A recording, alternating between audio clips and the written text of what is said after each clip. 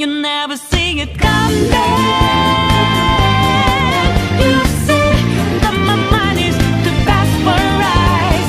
You're diamond, but the time is hit you, you're not surprised. With the announcement of the Arc Revo schedule, I noticed a few glaring issues, or should I say one questionable location in its schedule, particularly its EVO Las Vegas 2019 location. Now, as this location says EVO, this is kind of a problem. Now, the reason this is odd is because if we were to look at the games on the Arc World Tour, we would have BlazBlue Central Fiction, Guilty Gear Xrd, and BlazBlue Cross Tag Battle. That's 3 game slots. Now, if we were to predict the EVO lineup for 2019, that actually wouldn't be that hard, and we could see a glaring issue that we have here. First of all, we would have Dragon Ball FighterZ and Street Fighter V. They're shoo-ins without a question.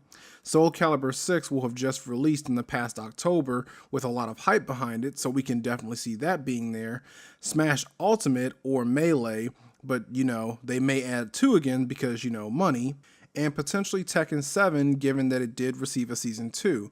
Now, if Dead or Alive 6 makes the EVO cut, that will put us up to anywhere from 6 to 7 titles for EVO 2019. Which I hope by now you're starting to get the picture of what I'm getting at. How exactly does ARC expect or think EVO will give them 3 entire slots for the ARC Tour? Now, I can hear someone arguing that the ARC Tour will be concluding very soon, so it'll be trying to attract as large of an audience as possible. The problem I have with this is that EVO isn't even the last stop. Also, given that 2 of these games are working on old patches and haven't been updated for this tour, that is potentially a problem.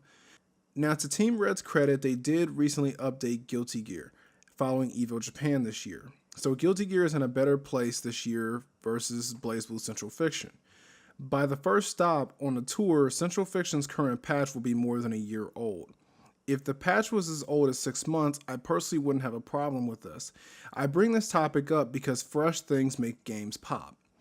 With Central Fiction now being announced to be ported to the Nintendo Switch, this raises even more concerns that nothing will change for CF in the near future. So we know none of the games will be getting a brand new version because of the tour, but why not patches to shake things up? Specifically in BlazBlue's area, why not a patch or even new characters? When people will be tuning in to see the same top characters dominate the entire tour, it kind of just turns into exhibition matches. Now, I don't doubt that people would watch. What I'm getting at is that I think people would prefer it if there was a new patch going into this tour to add a little bit more excitement to it, or even better yet, more characters, especially when the current patches we're working with are very old. That's just my thoughts on how I think they could make the tour a bit more exciting for both Guilty Gear and the core BlazBlue games, new patches or new characters.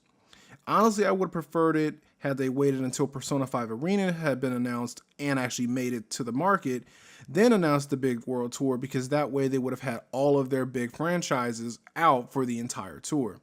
Let me know what you guys think. Until the next one.